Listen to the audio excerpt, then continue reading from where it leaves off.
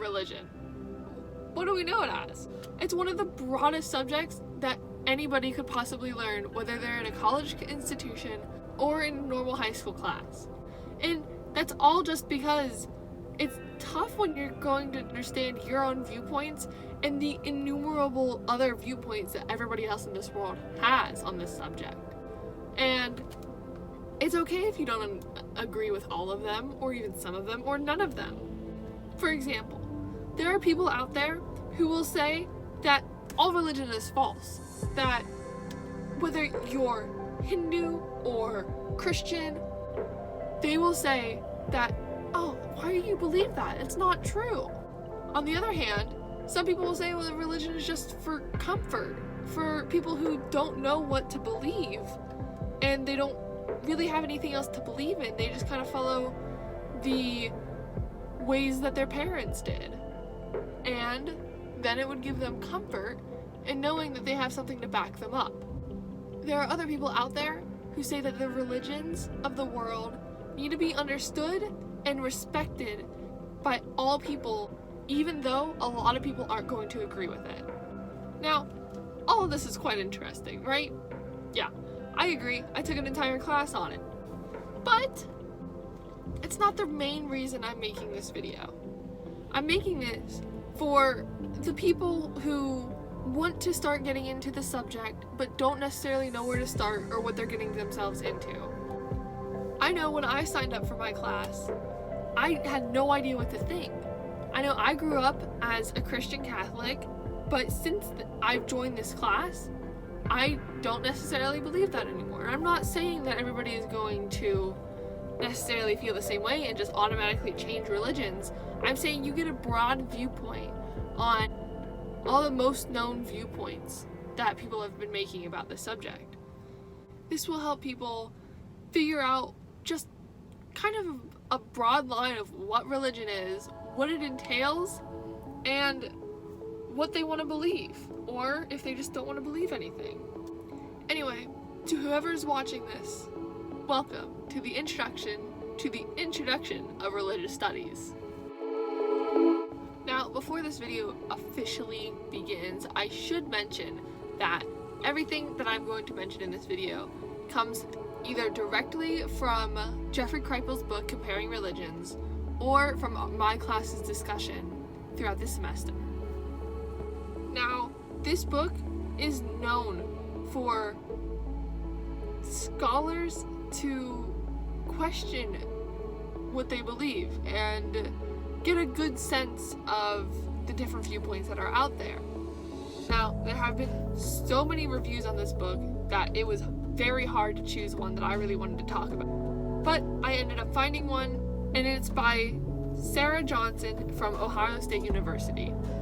This quote comes directly from the back of the book, and the link I'll be putting in the description will show you this description if you would want to read it yourself. She says, "Comparing Religions is a masterly example of how a book intended for the classroom can be invigorating stimulus toward new ways of thinking about a phenomenon that pervades our everyday aspect of the world." Quite a big words there, and personally I did not understand it the first time I read it. In other words, it could mean that this book is a perfect example of how learning new perspectives can make us feel strong and full of energy. These new perspectives can also be described as a new event that is inhabiting our everyday life. It is what we do on a daily basis. It's everything that we've learned and everything we haven't learned yet.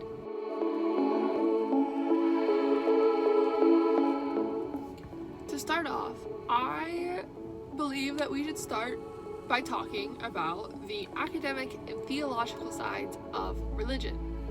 Now, I know these might be a little bit of big words for somebody who doesn't know much about the subject, I get it, but they're actually quite easier to understand than one would think.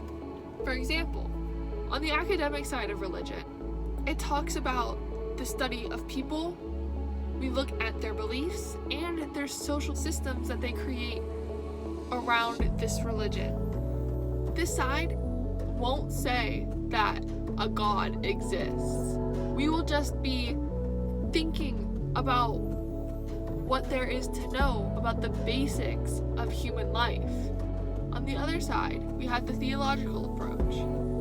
It's the approach that studies God and the gods and their impact on the people of a society, of a community.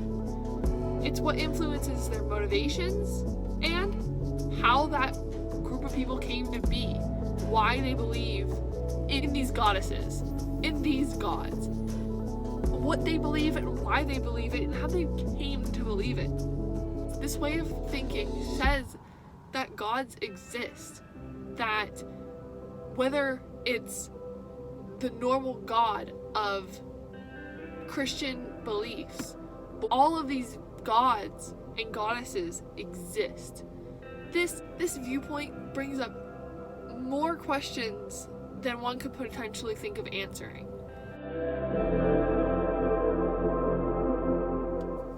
Now, along the lines with the academic study of religion, we have to have a conversation about the insider and outsider point of view.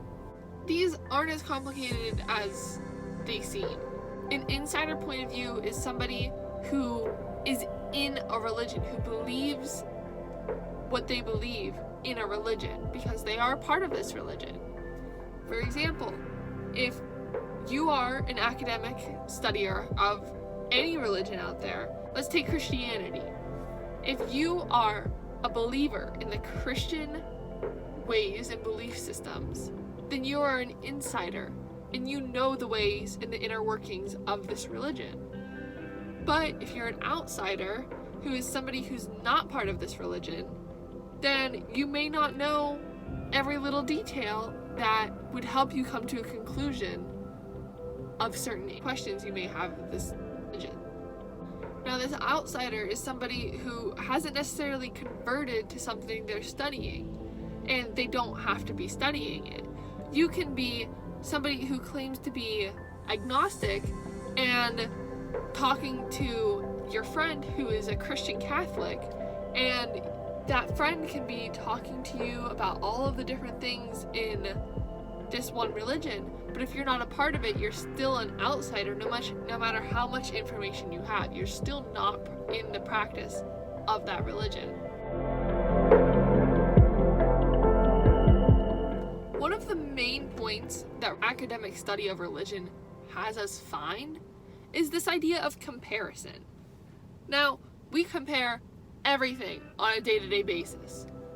People look in a magazine and see somebody with flawless lips. It's like, why can't I have those lips? That's comparing that person to that model in the picture. Or another example, you walk outside your house one day and you see somebody's tree in the fresh of spring, all bloom and flowers, and you look at yours that hasn't recovered from winter yet, and it's still kind of bare, and you're like, why can't my tree start growing as fast as that one?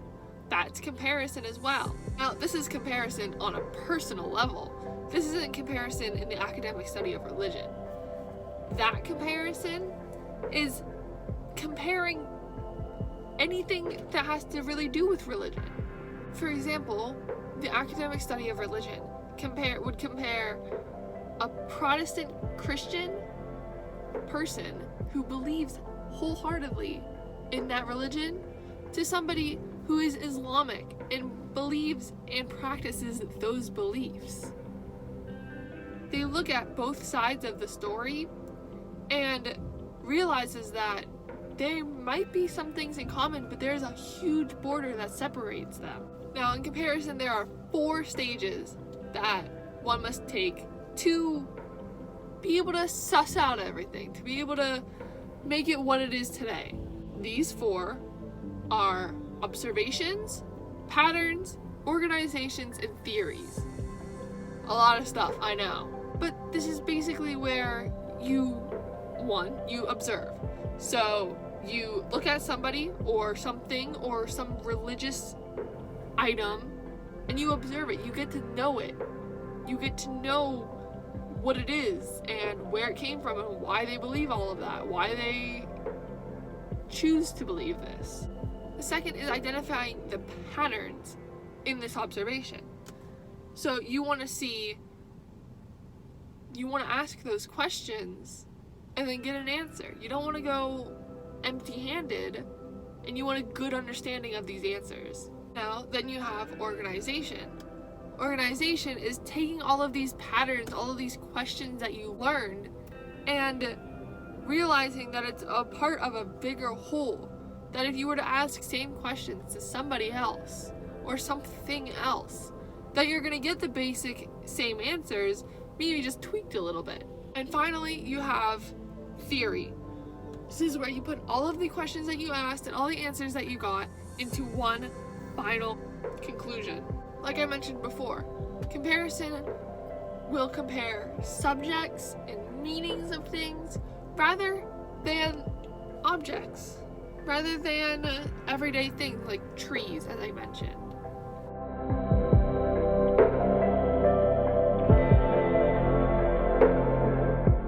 On the same level of comparison, we have the terms difference and sameness. Now these go into the same category to describe the differences and the samenesses between how religion helps us think of others and how we think of others through another religion. I know, a little bit of a difficult way of thinking, but hear me out. The difference in a subject is everybody's day-to-day experience that does not have to do with anybody else. And sameness is that shared universal experience that everybody's experiencing. To make this a little bit easier, here's an example. Everybody lives on planet Earth. Everybody knows that we live on Earth, but everybody on the Earth has different experiences every day. You could be living in the US and binge watching your favorite show at night. And on the other side of the world, you can have somebody in China who just woke up and is starting to get ready for work. You're two people on the same planet, but you have two completely different routines. Now, I know that's a pretty broad scale, but we can also think of it as like people in a normal high school. If you're in a high school, you're in that high school.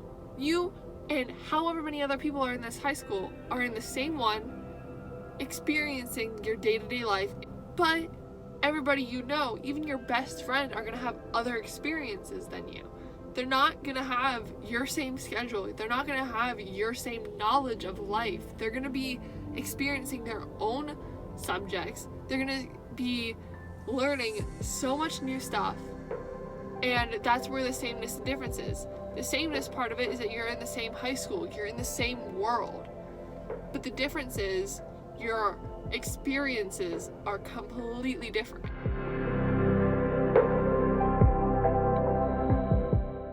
In religion, there are many terms that people don't really understand, or they've heard of and they only have a certain select knowledge of it, but it's not enough to get them to fully understand or believe that they are that. For example, the term atheist. I bet everybody watching this video has heard of that term, but do you actually know what it means? Atheism is the belief that there is no existence of God or gods, and is okay with that. Commonly, atheism is known to be the main belief system for scientists. This isn't saying that all scientists are atheists, because there are some out there who have a certain faith, but also believe in this work of science. Next, we have agnostic.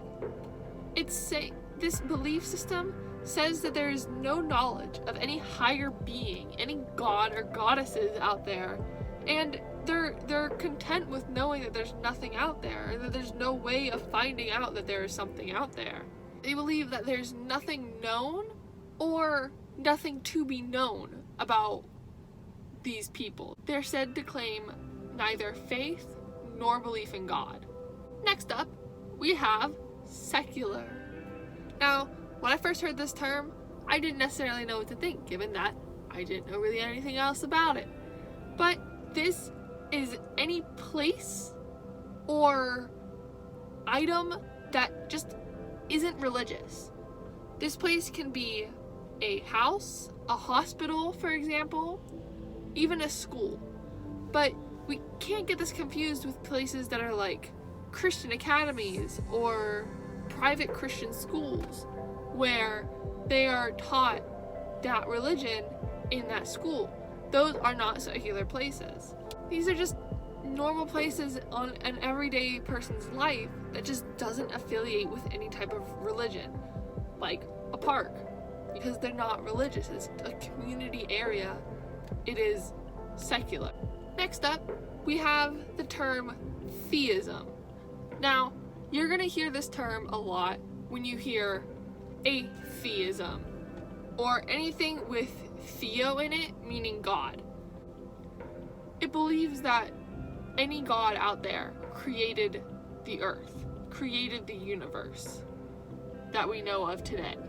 Now, like I mentioned, how atheism is the belief in no gods, the reason that theism in there is because theism means an existence of gods, but as soon as you put the A in front of it for atheism, it means no belief in gods. It changes to a negative connotation. Anyways, I hope this helps anybody who's questioning the academic study of religion, and if it does, leave a like, because you know you want to. If there are any final questions or anything I missed or anything that you maybe want to share, please put them in the comments and I will read them. I will probably give feedback. No promises though.